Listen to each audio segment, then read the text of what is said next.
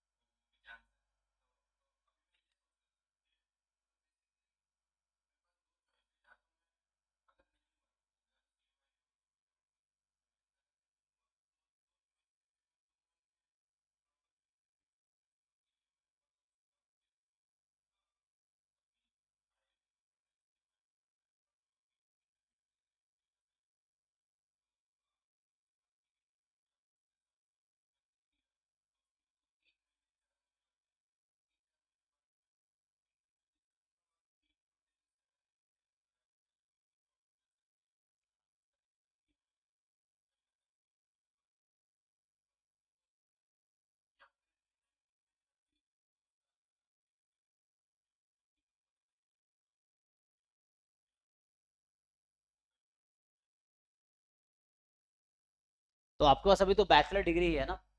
हाँ, बैचलर हाँ, डिग्री। लेकिन ऐसे डिग्री से बहुत ज़्यादा फर्क नहीं पड़ता है। मेन स्किल इंपॉर्टेंस है। आप कह रहे हैं ना कि 2 महीने अपना स्किल थोड़े डेवलप करके, जो हाँ, कंपनीज को रिक्वायरमेंट है, तो वो डिग्री से नहीं आती। जो स्किल है वो डिग्री से नहीं आती है, तो वो तो अलग से सीखना पड़ता है। अगर आप डिग्री में प्रॉपर वो फॉर्मली पढ़ाते हैं वो लोग, और जो जॉब की रिक्वायरमेंट है वो थोड़ी डिफरेंट होती है।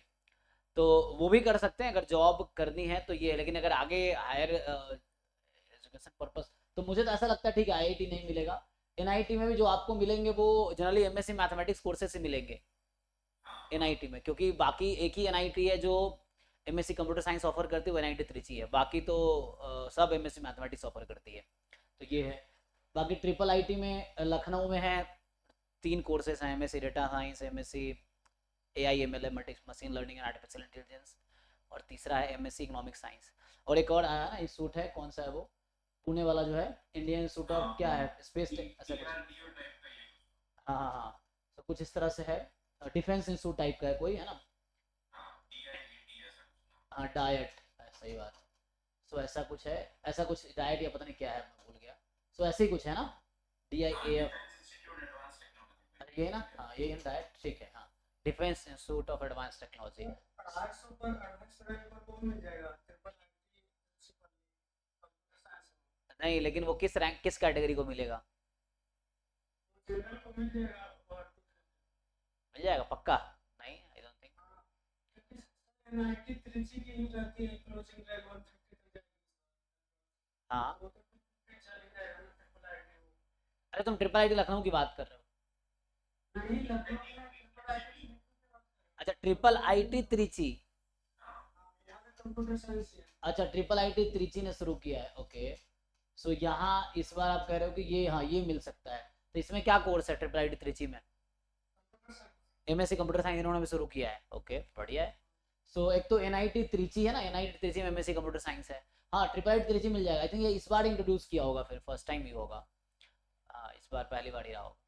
इनमें मेरा कंसर्न क्या है सर, कि बेसिकली इनके जब आप प्लेसमेंट देखते हो ना, तो इनके में भी प्लेसमेंट एवरेज वही 7 8 और मैक्सिमम हम्म, किसी का जाएगा जो बेस्ट स्टूडेंट होगा क्लास में, उसका होगा 13 14 15 बस। तो अगर मेरे को वही मिलना है 2 साल लगाने के बाद भी, तो उससे अच्छा मैं अभी ले लूँ। हाँ, अभी भी मिल जाएगा आपको।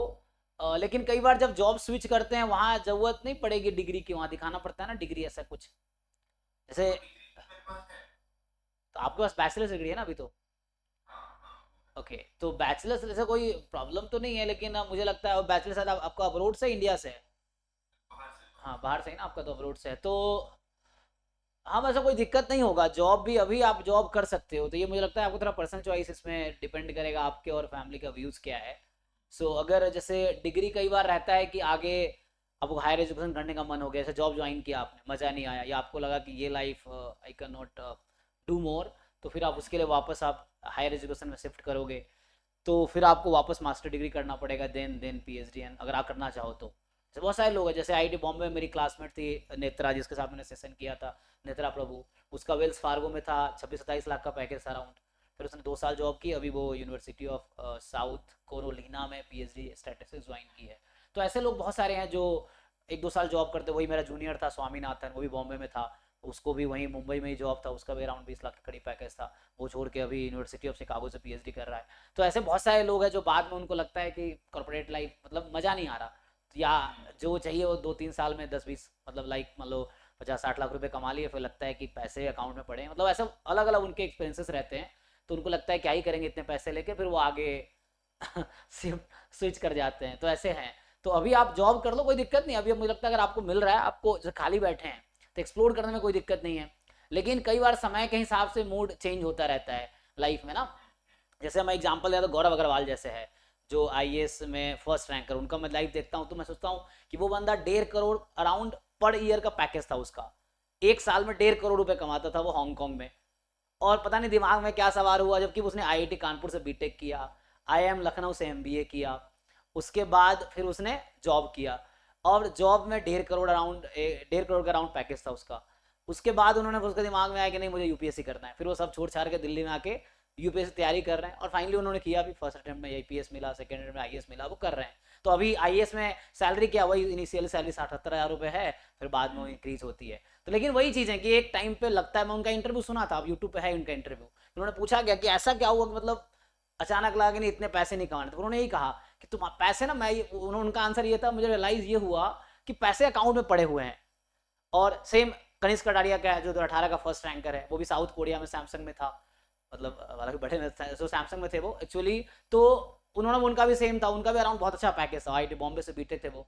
सो उन्होंने भी सेम आंसर दिया था कि तुम्हारे अकाउंट में बहुत पैसे पड़े हुए, मान लो अकाउंट में 10 करोड़ रुपए, अब करोगे क्या तुम? चलो शर्ट अभी 500 ही खरीदते हो, कल तुम 5,000 खरीद लोगे, 5 लाख का शर्ट खरीद लोगे, ये है। लेकिन ये लॉन्ग रन में शायद सस्टेन नहीं करता। ये उन लोग का एक्सपीरियंसेस था कि कुछ टाइम बाद लगता है कि अकाउंट में 10-20 करोड़ रुपए हैं, क्या ही करेंगे इस पैसों का, तो चलो कुछ ऐसा करते हैं जिसमें थोड़ा सुकून मिले। ऐसा होता है बाद में, तो वैसे भी है। तो अभी मुझे लगता है अगर आपको लगता है कि जॉब एक्सप्लोर करनी चाहिए, आप ट्राई करो लाइफ में, एक्सपेरिमेंट्स करने चाहिए। एक्सपेरिमेंट के बाद समझ आता है कि ये मेरे लिए अच्छा है नहीं है, मज़ा आ रहा है नहीं आ रहा है, वो बाद में समझ आता है मुझे। तो वो आपको देखना है कि क्या करना है। तो I think you can explore अभी। अगर एमएससी, क्या सोच रहा था सर, क्योंकि बस आप बता दीजिए कि मतलब कैसे हाँ तो देखो, अगर एमएससी कोर्सेज मिलते हैं तो आप ले लो मुझे लगता है। और जॉब तो आज भी मिल जाएगी, कल भी मिल जाएगी आपको, ये चीज़ें हैं। जैसे अगर आप 2 महीने का स्किल इन्हांस करके आप जॉब अभी ले लोगे, तो वो 2 साल बाद भी किया जा सकता है। लेकिन 2 साल बाद फायदा आपका ये रहेगा कि 2 साल बाद आपके पास मास्टर्स की डिग्री होगी, तो तब जॉब करने के बाद फिर वो टेंशन नहीं रहेगा कि वापस मास्टर करते हैं। अभी क्या है, मान लो जॉब तो कर लोगे आप, लेकिन फिर आपको अगर रियलाइज हुआ कि नहीं मुझे अब मास्टर करने की जरूरत है, और 3-4 साल आपने जॉब कर लिया, तो एक तो आपके नॉलेज जीरो हो जाएंगे, क्योंकि वो भूल जाते हैं वर्क करते करते, वो जो किताबी नॉलेज है वो सब खत्म हो जाएगा। मतलब जो एंट्रेंस निकालने के लिए जो नॉलेज चाहिए वो खत्म हो जाता है वहाँ पे। तो आपको दोबारा से सब कुछ जीरो से पढ़ना पड़ेगा, अगर आपका मन हुआ कि नहीं आप मास्टर्स करते हैं।